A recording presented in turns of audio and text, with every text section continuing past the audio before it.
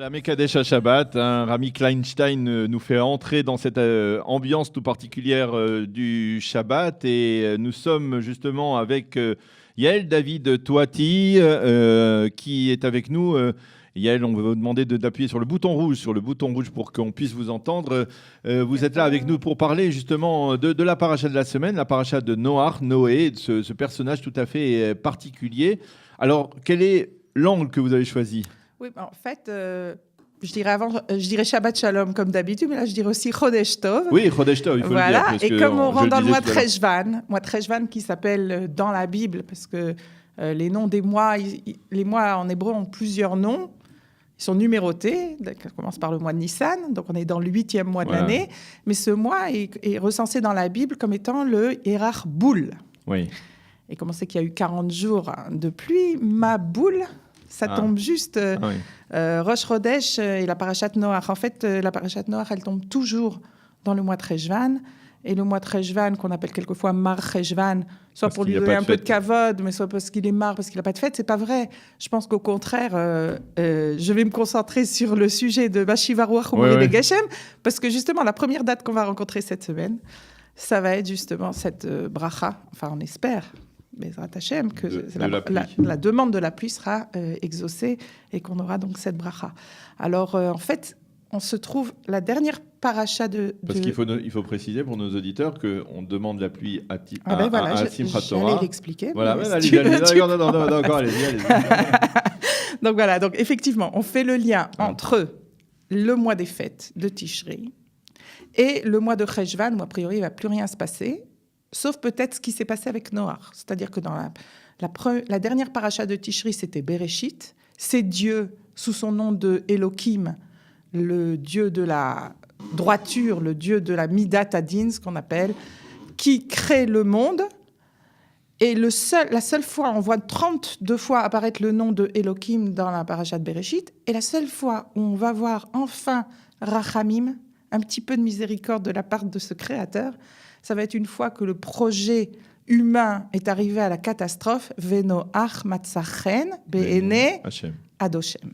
Et ce nom d'Adoshem, chez nous, par rapport à Elohim, il représente effectivement la Midata Rachamim. Ça va nous amener à la pluie. Tout de suite, on va expliquer. Mais enfin, Bereshit tombe toujours en Tishri et Noach tombe toujours en Cheshvan. Il se trouve que là, ça tombe avec Rosh Chodesh. Mais c'est important parce que c'est le joint, la connexion entre ces deux mois. Ce Rosh Chodesh-là, il nous sort de toute une période de fête où on demande énormément à l'homme. À la limite, on est forcé.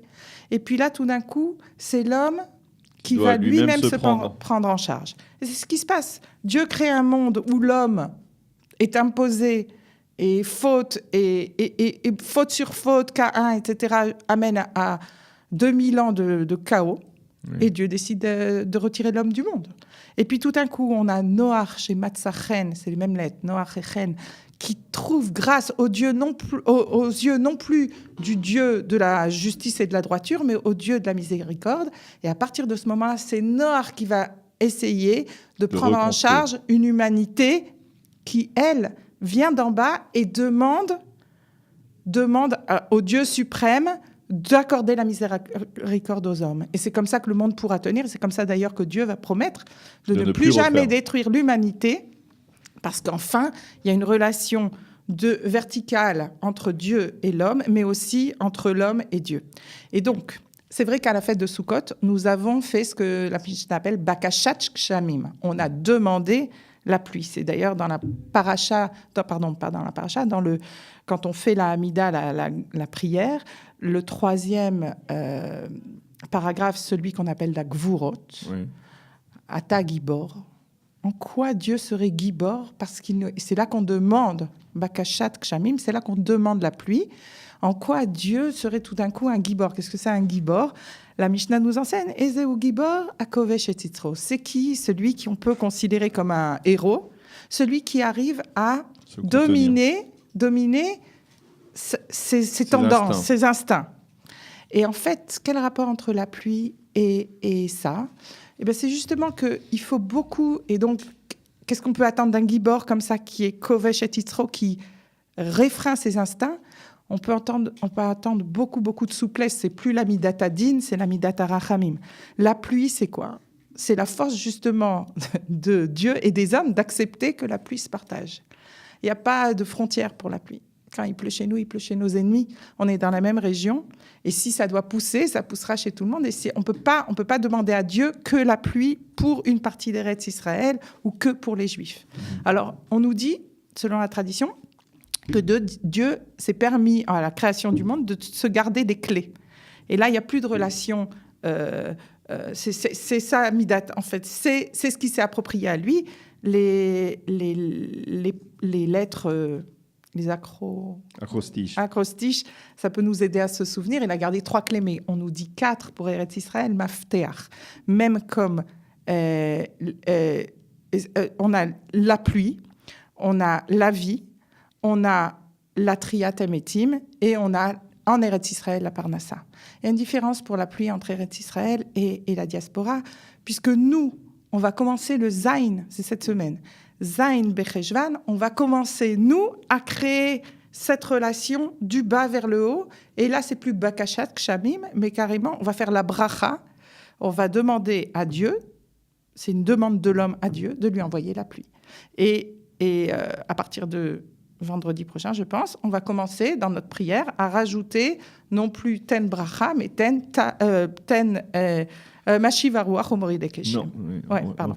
Et donc, Mashiva Ruach Umorid Keshem. Barech Aleinu au lieu de Barech Enu. Oui, Barech Aleinu au lieu de Barech Enu, excuse-moi. Et donc, ce que je voudrais peut-être juste pour synthétiser toute cette histoire de Noach, par rapport à ce que j'ai dit, par rapport aussi à la création du monde et l'importance de l'influence de l'homme, si on prend cette bracha qu'on dit Mashiva Ruach Umorid Keshem, ça va être très visuel aussi. Mashiva Ruach, le vent, le verbe, c'est le vent souffle, c'est un acte horizontal. Alors que Morid Geshem, c'est quelque chose de vertical. Et toute cette différence entre Mashiva Ruach ou Morid Geshem, on le retrouve dans différents